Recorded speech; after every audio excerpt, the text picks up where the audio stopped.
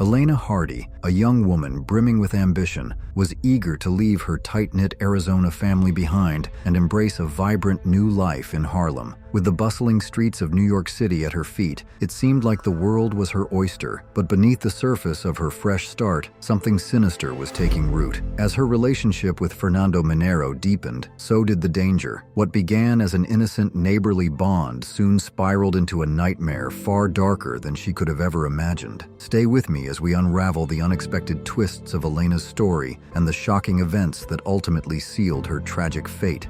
Elena Catherine Hardy Crandall was born on May 14, 1994, in Santana Valley, an unincorporated community in Arizona with a population of just over 100,000. Raised in a warm and close-knit family, Elena was the daughter of Lauren Hardy and Anitra Crandall, with siblings who shared in her upbringing. She spent her childhood and teenage years in this quiet town, where she graduated from Santana Foothills High School in 2012. At school, Elena was known for her dedication and determination. After graduating, she made the bold decision to leave Santana Valley and move to New York City in 2015 to chase her dream of becoming a nurse. During her time in the city, she lived in two different neighborhoods. In August 2020, Elena settled into a new apartment on the top floor of a 4-story building in Harlem, located on the west side of Manhattan. According to her family, Elena was genuinely happy in New York. Living in a big city had always been a dream of hers, and she quickly fell in love with everything the city had to offer. The vibrant culture, art, and diverse food scene were among the things she adored the most. Madison Elder, Elena's close cousin, remembered her as an outgoing, cheerful, and energetic young woman who brought light to everyone around her. Madison recalled that Elena had a natural ability to make friends and was thrilled about starting her new life in the city.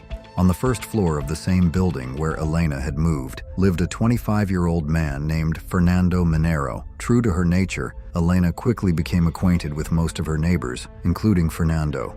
What began as a casual, friendly connection slowly developed into something deeper. At some point that same year, Elena and Fernando began dating. Although they still lived in separate apartments within the same building, they spent much of their time together, mostly in Elena's place.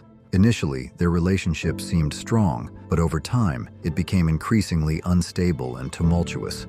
Neighbors and friends of Elena later reported that Fernando grew increasingly controlling and at times became violent toward her. Despite becoming a couple, Elena and Fernando were fundamentally different people. Elena was social, outgoing, and enjoyed meeting new people, often surrounded by friends. In contrast, Fernando was quieter and notably possessive.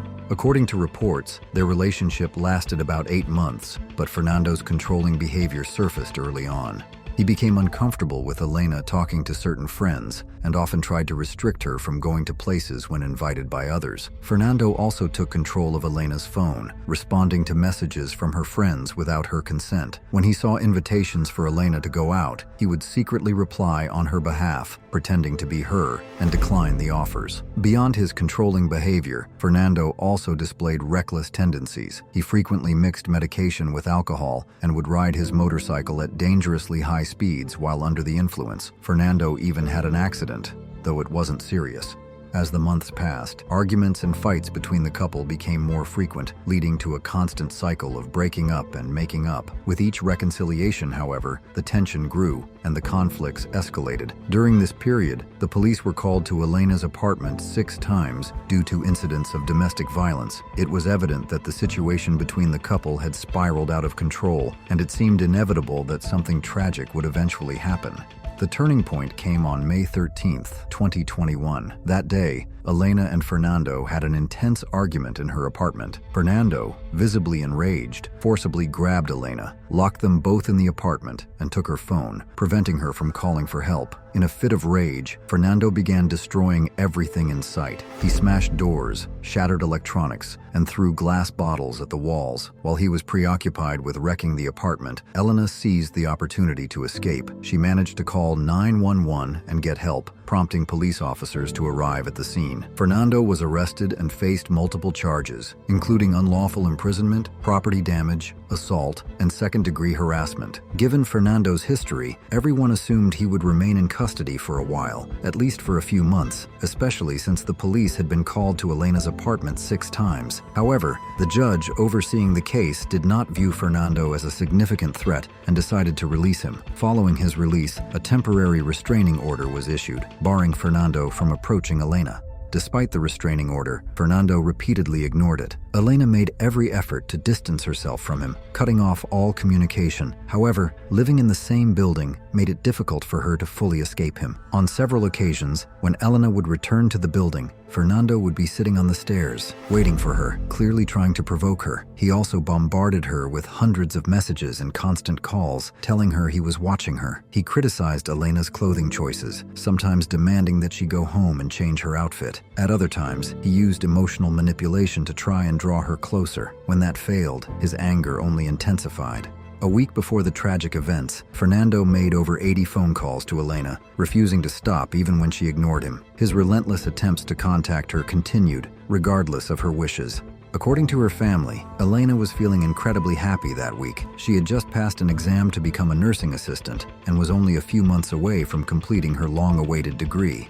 On May 19, 2021, after relentless persuasion, Fernando managed to convince Elena to let him come to her apartment for what she believed would be a simple conversation. What was meant to be a calm conversation quickly escalated into a heated argument. In response, Elena decided to ask Fernando to leave. Initially, he seemed to comply without resistance.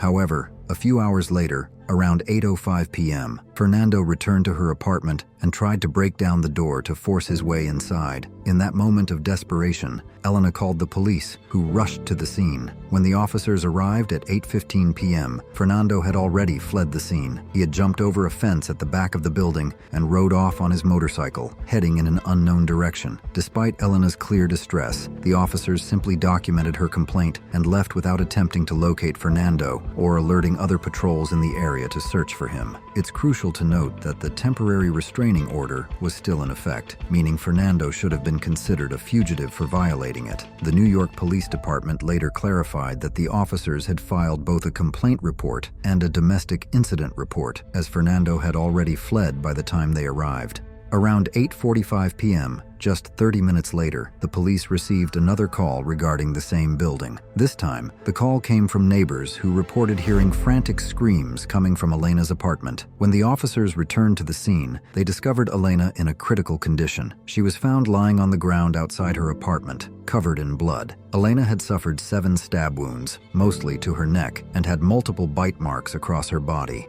Elena was rushed to Metropolitan Hospital by ambulance, but tragically, she passed away before reaching the hospital. Fernando was also found at the scene, suffering from severe knife wounds, injuries he sustained during a desperate attempt by Elena to defend herself. He was taken to the hospital in critical condition, but eventually recovered. After his recovery, Fernando was arrested and charged with multiple offenses, including the murder of Elena. The investigation revealed that Fernando gained access to Elena's apartment by climbing the fire escape and entering through an open window, catching her off guard. Armed with an air pistol and a knife, he ambushed Elena in a fit of rage and obsession. He stabbed her 7 times, mostly in the neck, and bit her in several places on her body. Despite the overwhelming fear and pain, Elena did not give up. She fought back with all her strength, managing to grab the knife and stab Fernando in the chest. Sadly, her brave attempt wasn't enough to stop his violence. Severely wounded and desperate, Elena summoned one last burst of courage and managed to escape her apartment, but Fernando pursued her without hesitation. He chased her down the building's hallway, bloodied and still holding the knife. Elena's screams rang out,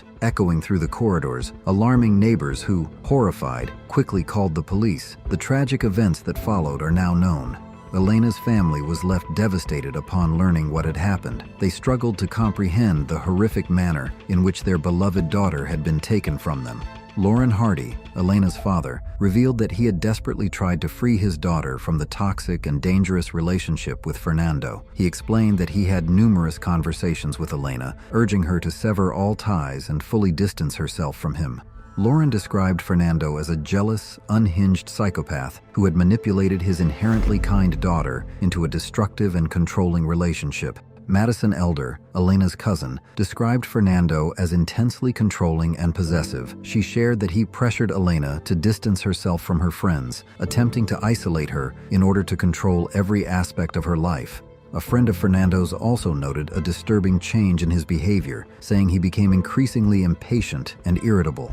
The director of a domestic violence support center in New York City strongly criticized the police's handling of the situation, highlighting their failure to act appropriately given the circumstances. She argued that there was no justification or reasonable explanation for the officers leaving Elena alone and vulnerable without conducting a thorough investigation. The director emphasized that the police should have remained with Elena for at least an hour after the incident, actively searching for Fernando and assessing the immediate danger she was in. The director argued that this failure demonstrated a lack of commitment to protecting the victim from her abuser, describing the New York Police Department's response as grossly inadequate. She further criticized the officers for being unprepared and poorly trained to handle such a serious case, which ultimately contributed to the tragic loss of a young woman's life. In the aftermath of the tragedy, Lauren Hardy, Elena's father, started a GoFundMe campaign to raise money for transporting Elena's body from New York to Arizona and to cover funeral costs. The campaign raised a total of $21,500.